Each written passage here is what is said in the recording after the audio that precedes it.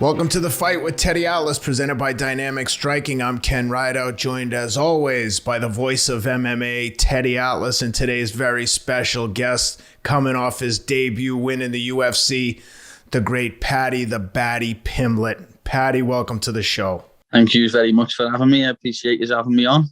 It's good to have you, Paddy, and congratulations on not only on winning in your debut with the UFC, but the way you won and the attention that you have brought to yourself, to the UFC, to your future. I hope it continues. I hope it continues to grow just as much as your Instagram account has grown, at least, if not more. So congratulations. It was a great way to make a debut. You know, we always say that, like on Broadway in the States, if somebody's going to go out on the stage, you want to go out there and you want to really bring the curtain down. And you brought the curtain down. So congratulations on that. Thank you very much. But as I've said in all my post-fight interviews and that, this is just the start. I'm only just getting started, lad. Once I have another fight, my Instagram followers will go to 1 million. And I'll start getting paid big money. And I can't wait. You know, I always say I don't think that fighters can ever make enough money because of what they risk when they get, whether it's in my business, getting inside that squared circle, or whether it's in your business, getting inside that cage, the octagon.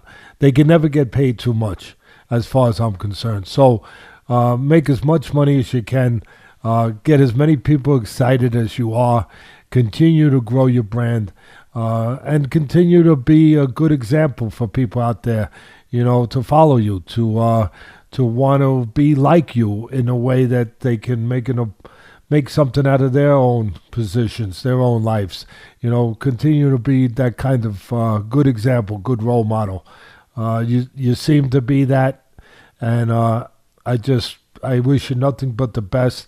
And I want to get right to the fight. What I saw from my eyes in the fight, I obviously saw a granite chin, a hell of a chin. And, you know, I disagreed with some people out there. You tell me whether or not I'm on the right track or I'm on the wrong track. But a lot of people were screaming that, oh, you know, he got hurt. For me, I didn't really see that. I saw you take some real, you know, some shots, but for me, they looked the way I used to say to fighters, the old timers would say, they had the results of raindrops splashing off a windshield. I mean, that's what the punches looked to me that were hitting you. They were raindrops splashing off the windshield, and I didn't see you impacted the way that some people seem to make it.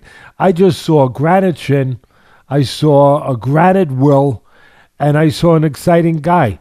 And I just want to see if I'm on the right track, that you didn't get quite taken to that buzz place that people was sort of implying. No, you're exactly right. Like, it didn't hurt me. It was, when I've watched it back, it's boss to watch. You know what I mean? Big loud noise, big left hook. And it was my own fault, because normally when I throw that shot, I'll roll and throw the left hook, but I didn't roll. And in the midst of it all, I got caught with a punch. But to be honest, I think it made me debut better than going out there and having a flawless performance. Like, I like keeping people on the edge of the seat, and that's what that does. As you said, that punch never affected me at all. I have been hit with clean shots in fights before, and I have been hurt, but that never hurt me at all. And like, I think the commentators thought it did, because they kept going on about it, and I was like, I could hear them talking, obviously, know what I mean? And it was just mad hearing them speaking, saying, oh, I think he's losing this round. So I thought to myself, am I losing this round, am I? Yeah, so I'm putting it on him now with the rest of this round left. Yeah, I agree. And, you know, you talk about, you know, obviously you're cognizant, you're a very smart kid. You're cognizant of the part of being an attraction, the part of you're drawing people. It's an entertainment business. In some ways, I saw, you're right, I mentioned it on our podcast when we were breaking your fight down last week, that your flaws defensively in some areas where you got caught some shots that maybe you don't want to get caught, obviously, it helped you in a way that it's making you more of a fan-friendly attraction. Kind of along the lines of why Arturo Gatti, I don't know if you followed the late great Arturo Gatti. Oh yeah, I know Gatti. Yeah, he was so exciting, and part of his excitement, look, he could punch. He had a great heart. He knew how to fight, but really part of the attraction was that his ability to let you hit him, where he would put himself in a position where he had to overcome something. People love to see people overcome things. Did you watch Gatti? Was Gatti one of the guys that was somebody that you followed? I have watched plenty of Gatti fights. You know what I mean? I think I've watched the trilogy about 100 times. Mickey Ward, yeah. I think I've watched that about 100 times, but I've watched one fight what I didn't even like watching, Gatti versus Mayweather, and I was just like, oh, because that one is just. It's hard to watch. You don't want to see that happen to a legend. But yeah, that's the type of style I like. You know what I mean? Like fan friendly. I like watching fights like that. So I like to be in fights like that. Don't like being in until I proper got into me boxing a lot. I used to underappreciate how good Mayweather was because I didn't realise he had to change his style because of his hands and stuff. And I always just thought he was a boring boxer who didn't want to get into scraps. But obviously now that I know about his style more and why he had to change his style, I completely understand. And I think he is possibly the best boxer of all time now that I understand that more. Yeah, you have obviously a more respect for and appreciation for what you have to do in this business. It's one thing to be fan-friendly, but it's another thing to have a long career. And, yeah. Let's be realistic, let's be real, let's be honest about this. If you're going to have a long career, you have to learn to dodge a few of those punches, not eat all of them. But sometimes, as you said, when it's your debut and you're coming out there on the stage, you want to bring the curtain down to the crowd. You couldn't have picked a better way to do it. But I would say moving forward, move that head every once in a while, and maybe if you don't mind me saying and giving you a little advice, keep that chin a little lower. I know it's a hell of a chin, but get it down a little bit, hide it a little bit. Been getting shouted at about that for years and years. Been getting shouted at for it for about 10 years, and I just. Can I give you a drill to do that could help you with that? Go ahead. A little, if you don't mind. In my own, little way, put when you get in the gym and you're starting after you finish loosening up and you're starting your workout, get in front of the mirror. Yeah, get in front of the mirror and put a little pad, a little glove, one of those little bag gloves. Put it under your chin, and hold it there. And hold it there, with the chin low, and do 5, 6, 7 rounds of shadow boxing at a very modest pace, but just to where you get comfortable, which is really not comfortable keeping your chin low, but you get comfortable keeping your chin lower. And if you want to do something even better, put your wallet there. I don't think you want to drop your wallet. So put your wallet there and tell the people in the gym if you want to, because you're that kind of kid. You're a kind of kid, put yourself out there. You're a kind of kid that loves a challenge. Tell the people that, hey, if I drop it 2 times, it's yours. So then I got a funny feeling you're going to keep your chin down. Yeah, I'll keep it there then, lad. I'm not losing me dough. I wanna say one other thing about what I saw in the ring. Obviously, I see, as we're seeing right now, a very charismatic, good person. Comes across as a good person. I don't pretend to know you that well, but you come across that way. A kid that you could get behind, a kid that you could root for, a kid that's exciting, a kid that will bring fans. But what I also saw power. I saw a great chin. I saw a great will. but I also saw great finishing quality where you knew how to finish. And not everybody knows how to do that. People think that you just throw punches. It's more complex than that. You have to have instincts. You have to be calm in an uncalm environment. You have to be calm when the fire is all around you and you could still see what you need to see through the flames.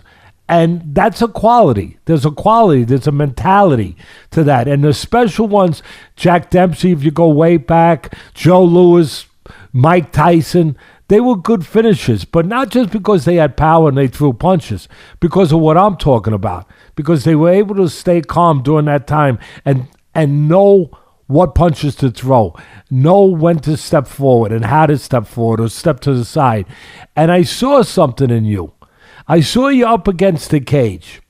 And just before this hurricane, this rainfall of punches started, I saw when you were starting to hurt him, you threw a kick behind his knee, where I said to myself, wow, this guy is thinking. He's thinking at all times. Here he is in this kind of circumstance, and he throws a kick behind the leg, behind the knee, which later on was going to serve a purpose, because it was going to keep him from really being able to set himself the way he wanted to or needed to set himself. So I see the kick behind. In the midst of all this rain, in the midst of all this chaos, I see you calmly throw a kick behind the knee, and then you go on to the, takes it outside to the middle of the cage where you go in with your punches. I thought to myself, this guy has the qualities to be a special finisher. Is there any truth to what I saw? Yeah, to be honest, I don't like it when my fights go to decision. You know what I mean? I don't like that at all.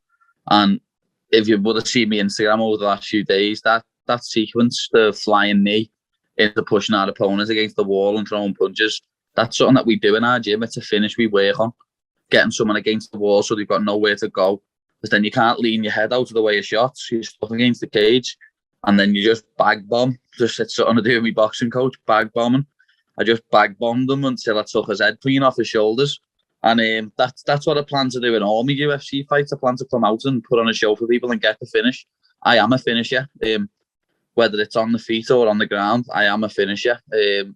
I think I've got 17 wins and only 4 of them have went to decision. I think I've got like 7 or 8 first round finishes, something stupid like that. And I'm going to pride myself on continuing to do that. I think personally, because I started so young, I've got a high fight IQ. I think that goes into what you're saying there with the finishing. I've been there and done it. Like I had 9 amateur fights and now I've had 20 pro fights. My next fight's going to be my 30th fight. And I'm only 26. Yeah, you got everything in front of you. And I guess what I'm saying, and what I did say, and I often say, I want to give credit to people in your sport and in my sport, that the good ones, the ones that are going to have that kind of career to the next level and that consistency in the career, that longevity in the career, they're more than just tough. They're more than just strong. They're more than just fast. They're smart. They're able to be smart in an environment where most people couldn't be smart, where most people couldn't keep their thoughts together in that kind of environment, that kind of uncomfortable environment. And that's a quality. It comes from your upbringing. It comes from your personality. It comes from the disciplines that have been part of your life, the lessons that you've been through, the journey that you've been through. But it's a quality that gets developed or doesn't get developed. And you have that quality. Thank you. I really appreciate that. Like, as something I always say, like with my city, like we say Scouse, not English, lad. Like we consider ourselves our own type of people. And it's because we've been forgotten about by this country before and by the establishment. And like they tried to get rid of our city basically, and we fought against it and fought back. And that's why you see so many fighters from Liverpool. I think boxers, MMA fighters, and also on all different sorts of walks of life and like sports people and stuff like that. It's just because our city's always had to fight for everything we've got, and we'll continue to do it forever. Well, it served you well, and I wish you nothing but the best of luck with your journey. You know, continuing to do that and continuing to give aspiration and motivation and hope to young kids from those areas and other areas, that they can say, hey, if Paddy could do it, I could do it. That's one of the main things why I do this as well, because I don't know where I'd be now without MMA. I really genuinely don't know where to be, what I'd be doing. I'd probably be doing something stupid. And MMA saved me. Like, I could have been doing all sorts of madness, but I got in the gym and I trained hard and I put the work in, and this is what can happen. I'm just a normal lad from Liverpool who started training and worked hard, and I had a bit of talent as well, but I had to work my ass off to get to where I am, and anyone can do it, no matter where you're from, what city, what country. Any kid can do it, and that's why it's another big thing for me, pushing kids in the right direction who are going to get dragged the wrong way. Well, it's great to be an example. It's great to be a role model. It's great just to give, direction and hope to kids while you're having your own success, to take care of yourself and your family. That's a great thing. Continue to have that attitude. I want to ask you, and then I'm going to give it to my partner Ken to ask you something. But I want to ask you, you got your debut now, but you're a smart kid. I'm serious. There's just something that tells me, because you turned down the invitation of the UFC twice before that you could have made your debut, and you turned it down. And you obviously turned it down for a reason. I got a funny feeling I know what that reason is. You needed to get more mature. You needed to get more ready. Whatever. But please tell the people out there that are listening why you would turn down such a tremendous opportunity twice and then wait for the right moment for yourself. Well, yeah, as you say, when I first got offered, I was only 21. I was very young. I'd just been given a big new contract off Cage Warriors, so we knew the time wasn't right. And then I got offered again in 2018. But that time, again, it just didn't feel right. I still never had a strength and conditioning coach. I was winging a lot of my fights, and I turned them down again. And after that because I lost my next fight after that, and obviously I had a bit of depression, bit of bad mental health stuff. Didn't see light at the end of the tunnel. And then obviously I ended up sorting my head out, speaking to people about it. And I always knew that the UFC was coming for me. It wasn't a question that if they were going to sign me, it was when. It got annoying a lot of the times where people by ours were like, oh, but you should have went to UFC, lad. You're never going to get there now. And I always knew the UFC are going to want to sign me. I put bums on seats and put eyes on television sets. They are going to want to sign me. And as soon as I got them 2 first round finishes, they come calling within 48 hours. And as you can see, I've made a big splash straight away in my debut. Yeah, no, there's no doubt you were smart. Obviously, you waited for the right moment for this opportunity, and with everything that comes with it, part of it is being ready for that too. Not only for the, and I think you've been through this. You just touched on something. I want to ask you. I know there was a period where you had an 18-month hiatus from the sport.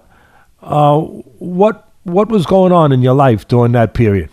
All sorts. Like as I said, I just lost the fight that I went into with 3 months post-surgery. So I shouldn't have even done the fight, but because my hand wasn't even better. 3 months post-surgery, every training session before I fought, I had a splint on my hand still, underneath me boxing wraps and stuff. And after that fight, I just hit a bad depression. I was waking up every morning crying and that, and just in a bad way, thinking, I could have went to UFC. I've let everything. I've let my wrist and that get in the way, this and that. And then obviously I had to get another surgery on my wrist because I'd broke it again in the fight. And then I was meant to fight 14 months into that 18-month break. And my opponent missed weight on the day by 10 pounds. So the fight got called off. I had like a little grappling bout in between where my wrist was still bad, but that was it. And then I just wanted to get back in the cage so bad. And then that fight nearly got called off after 18 months because it was just when COVID came about. And it was the only thing what was sporting event what was on that weekend in the UK, and then everywhere went into lockdown. So I was lucky I even got that fight in, to be honest. And then again, after that fight, I had to get surgery on my other wrist. I've had 3 surgeries now on my wrists. So I had to sit out for another year before I had my last Cage Warriors fight. How are your hands now? They're much better now. Like, this one got done by an actual proper specialist wrist surgeon. My left's brilliant. I've had 2 on this one now. One there and one there. They were done by the NHS. But I can punch now, so that's the main thing. As long as I can punch people in the head. That helps. Yeah, that helps a lot. That helps a lot. It does. Ken, go ahead. I want to. Oh, of course. Hey, Paddy, Teddy and I offer have much different views of the fight. Teddy obviously has forgotten more about boxing technicalities than I'll ever know. But one of the things that I see with a guy like you is tremendous marketability. As you know, a big portion of earning potential in fighting can come from outside of the ring. So I'm curious to know, since your debut, have you seen an influx in incoming calls from potential sponsors? And if so, who are they reaching out to? Who's on your team? Who's helping you with the management side of business? Yeah, they have. I've had a lot of emails and a lot of Instagram messages, and all of that side of the stuff is not me. No, that's my manager's job. When people message me, I've been loads of messages about these NFTs and all cryptocurrency and that. And I'm just like, lad, message Graham. Graham Boylan's my manager, lad. He has been for a good 7-8 years since I signed with Cage Warriors. I'm signed to Intensity Fight Management. So if anyone wants anything to do with me, you want me on any sort of anything, message Graham Boylan, because he's the man. Perfect. And I was telling Teddy in our episode earlier today that I heard Ariel Hawani use the term on his show, saying that the new term for the bandwagon fans of Paddy Pimblett are now not jump on the bandwagon, jump on the Paddy wagon. Which in the US, I don't know if the term applies in the UK, but the Paddy wagon is like the police van where they throw a bunch of big riot, throw them all in the Paddy wagon and take them down to the station. So instead of the bandwagon, we got the Paddy wagon. Everyone's on the Paddy wagon now, lad. Everyone, even the ones that said they wouldn't be, lad, they're all on it. That's for sure. You've got. I hope Graham's opening up some room in his inbox, because I have a feeling you're going to get a number of incoming inquiries from potential sponsors and partnerships. And if you look at someone like Conor McGregor, I mean, look at the money he made from Proper Number 12. I know for a fact, because I know one of his partners in that deal, that he made several $100 million. Ridiculous, lad, but that's the sort of money I want to be making, lad. I want my family to never have to worry about working again. You know what I mean? I want to be able to look after my family and move everyone to nicer places and stuff like that. That's the sort of money that I'm coming for. Well, the one thing that you can be sure of is if you keep being yourself and you keep winning, it's just a matter of time. And that's what's happening, lad. So it's just a matter of time. Paddy, everybody's calling your name out, which is a good thing. I mean, that's where you are now. I mean, you want to be that guy, that center of attraction, where everybody is calling out Paddy because they can make money with Paddy. And so I know that's going on right now in your world. Where do you have any idea? I know you leave it up to the management and everything, but obviously you have some input in there. Do you have any idea who will be next? And also, who, when you get to that place where you would be able to pick a fight that in your mind would be a fight that you want? A fight you want for a lot of reasons, for legacy, to build your legacy, obviously to move your career forward, but just for competition. Like, I want to fight that guy. I want to put myself up against that guy. Who's there?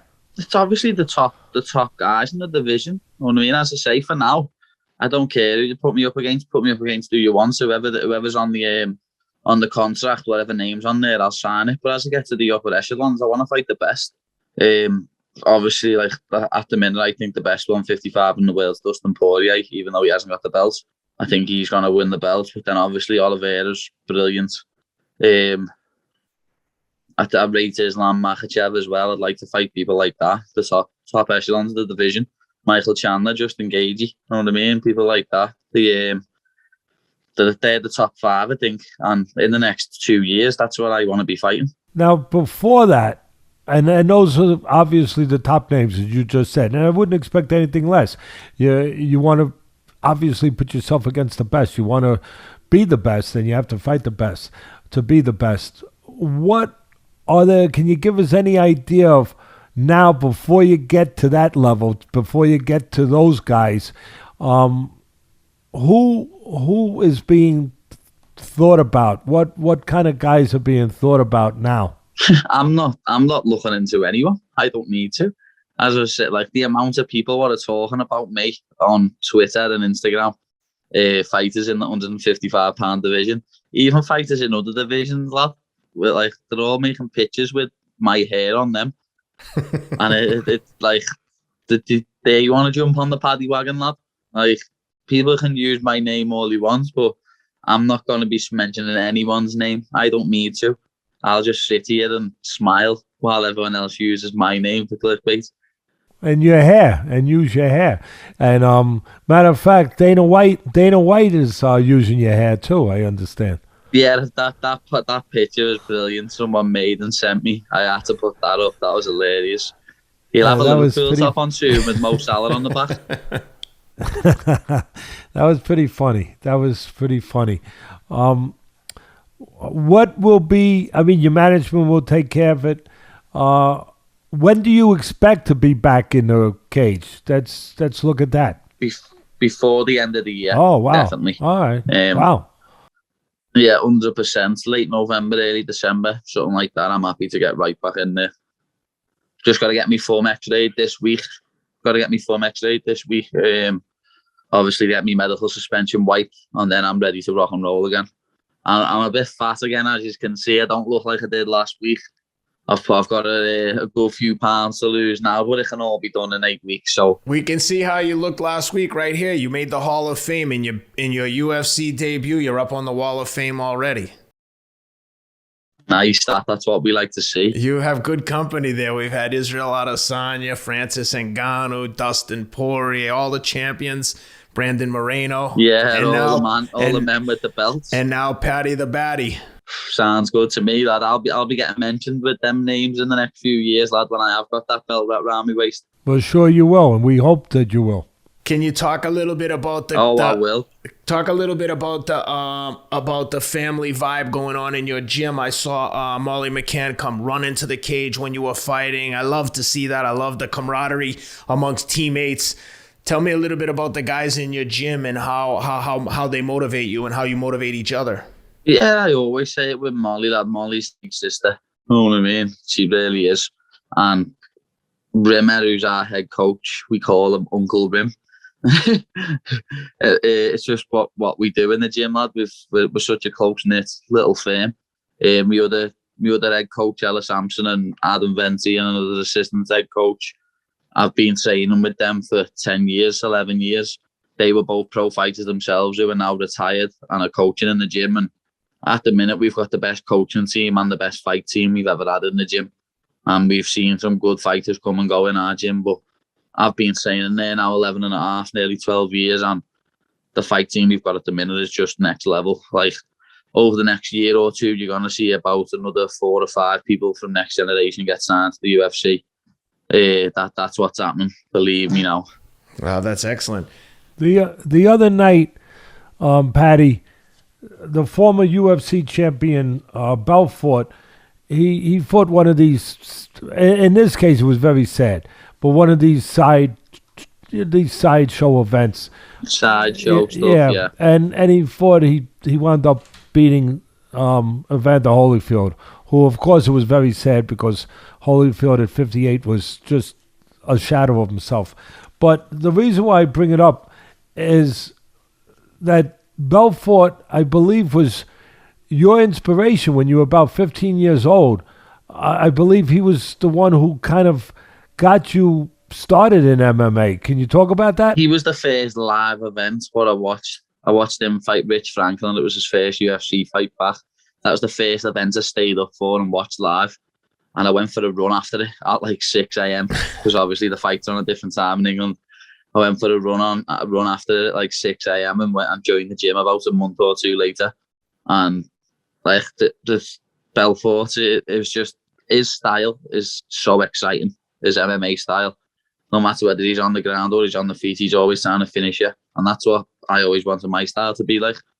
One of the other people who like inspired me when I was young with MMA was Big Nog, Minotauro Nogueira, because he'd get through down the ring for like 15 minutes by big fellas like Bob Sapp, get slammed everywhere, beat up, and then he'd just sweep him and get him in an armbar and win. You'd just be like, how has he just survived all that and then ended up winning? And like, it's fighters like that who've got heart and just don't ever want to stop or quit that I love.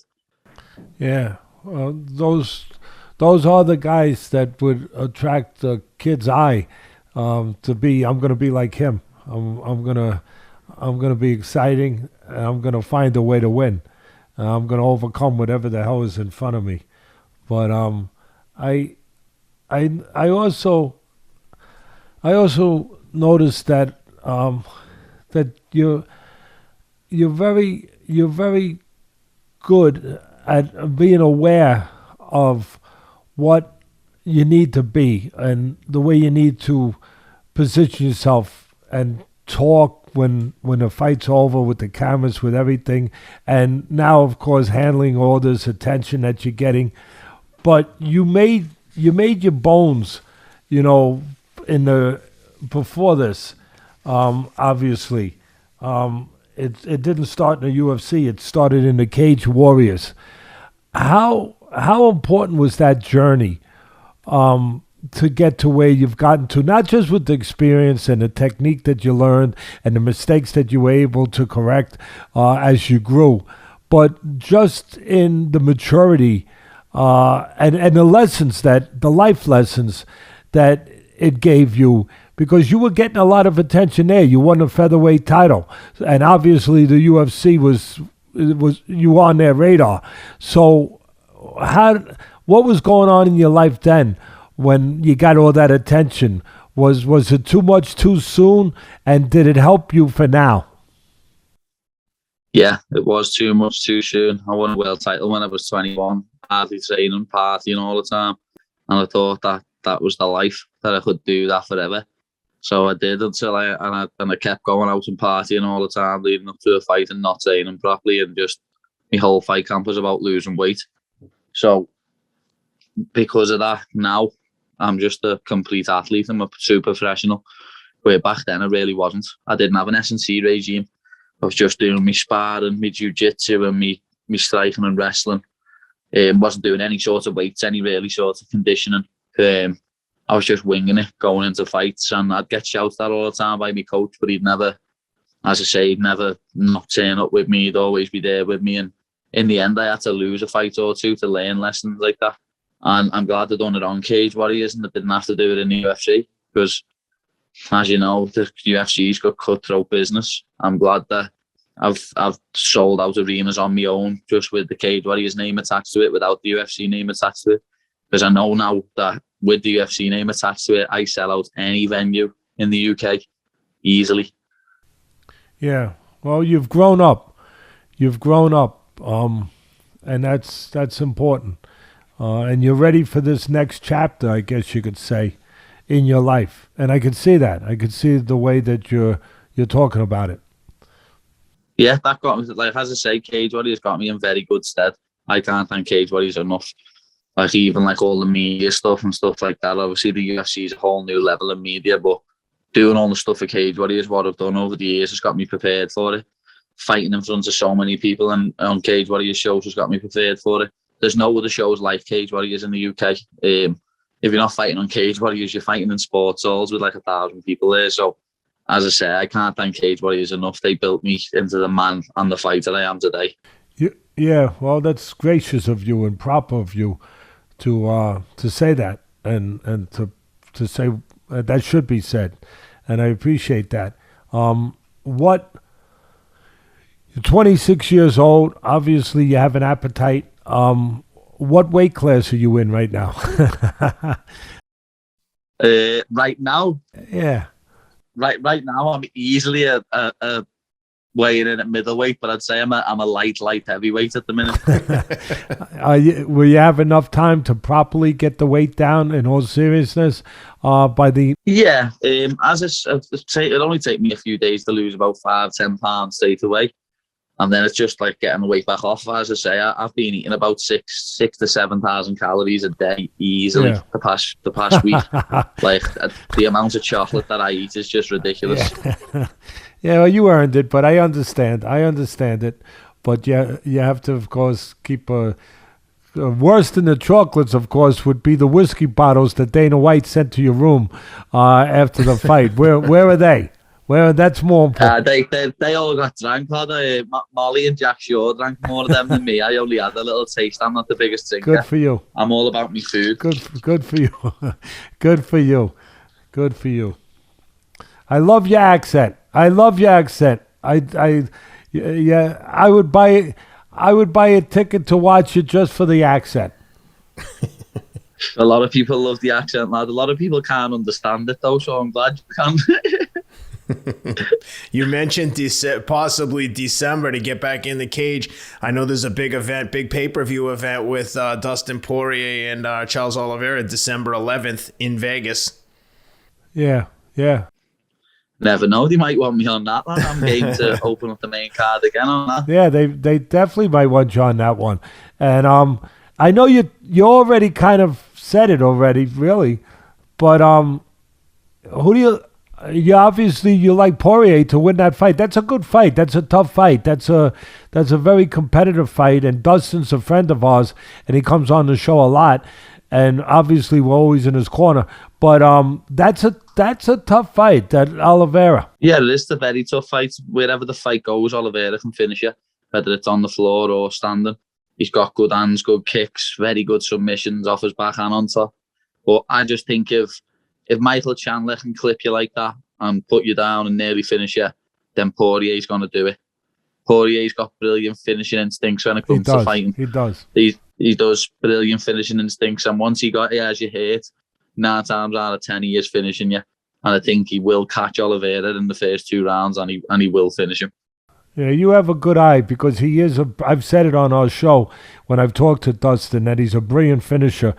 And part of that mentality, part of the reason for that, Paddy, is that we used to teach this, me and Customato in the gym, when we had fighters. If we knew that a guy could punch, like obviously a young Mike Tyson, we used to say that if you catch him a shot, and you know you catch him the shot, you know yourself, you feel it. You know that you caught him. No matter how the guy acts, he could laugh at you. He could smile at you. No matter what, you know you caught him. You know he's infected. Follow up. Don't let him sell you off it. Don't let him con you off it. Follow up. And that's what Dustin, that's one of the things that Dustin does so well. When he caught Conor didn't show it in a great way, but he knew that he caught him a clean shot, and he knew that he was affected. He knew that he had to be hurt. And so without a hesitation, without a blink of an eye, he followed right up. And a lot of guys don't do that. They wait to see if you show it to them, and then they miss the opportunity. That's where Diaz frustrated me in his last fight when he fought Leon Edwards. Because I really like Leon. I thought Leon was absolutely schooling him. But when Diaz catches him with that big shot in the last round and then goes, what are you doing, lad? Chase him down, put it on him, finish him. You might actually win the fight. When everyone knew when it went to decision, he wasn't going to win. 100%. 100%. That was hard to watch when Diaz had him, and we like Rocky Edwards. He's been on the show as well. But when Diaz had him hurt, it was frustrating to watch him not have a sense of urgency to close the show because, like you said, he lost every round. So... yeah, that's what I mean. He'd lost every round up until that point. If you want to get your win bonus and like get a performance of the night bonus because you lost 4 rounds and if you win in the 5th, you're going to get it. Get at him. Put it on him. You know what I mean? I just don't get it for me. Like when I see someone hurt, I'm getting right in there and putting it on them.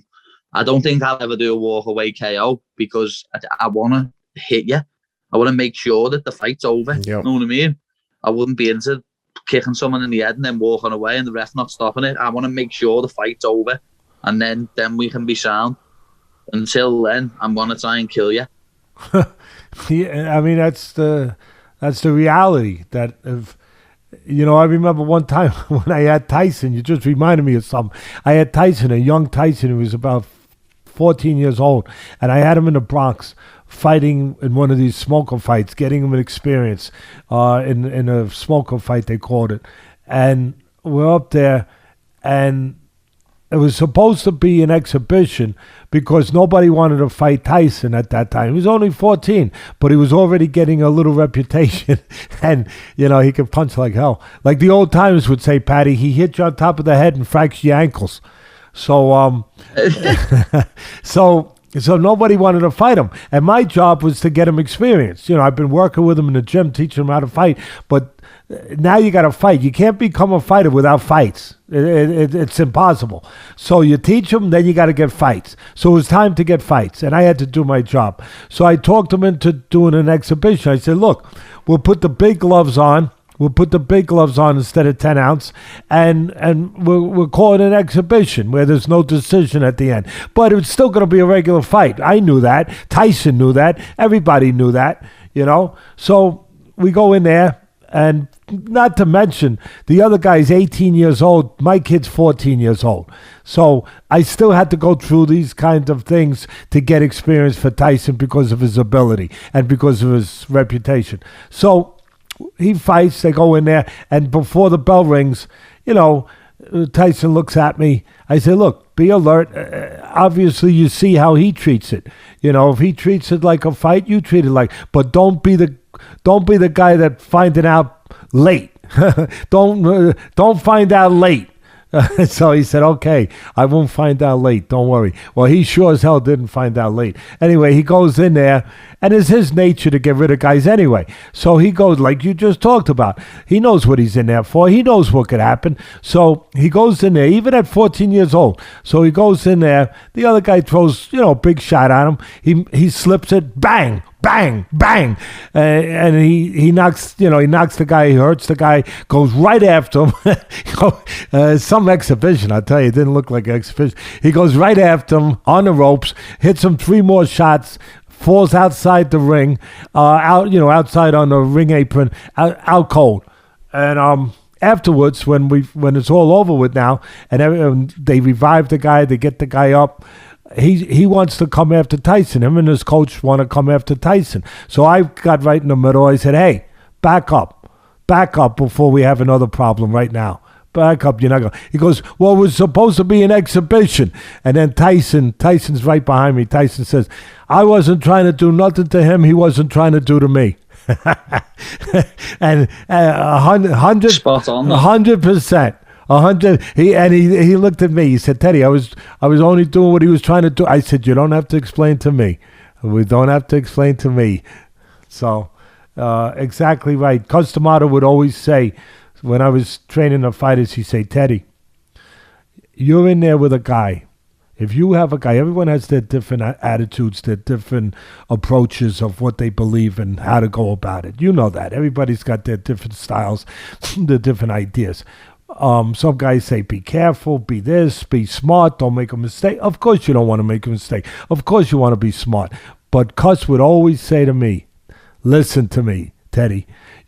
If you got your guy in there with a guy who's dangerous and you hurt him, get him the hell out of there.